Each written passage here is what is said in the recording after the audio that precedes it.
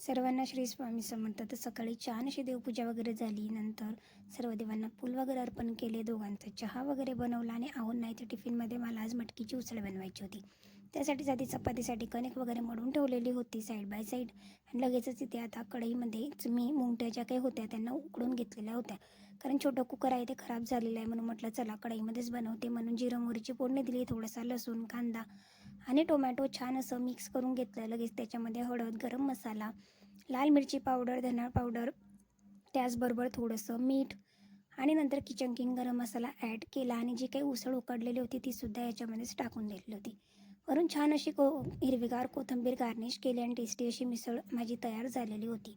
छान अशी उसळची भाजी तयार झाली. लगेचच साईड बाय साईड पोळ्यासुद्धा बनवून घेतल्या. आहूंना टिफिनमध्ये एक छोटासा ड्रायफ्रूटचा लाडू, नंतर उसळची भाजी आणि पोळ्या, छान असं गरमागरम जेवण जे बनलेलं होतं तेच टिफिनमध्ये दिलं.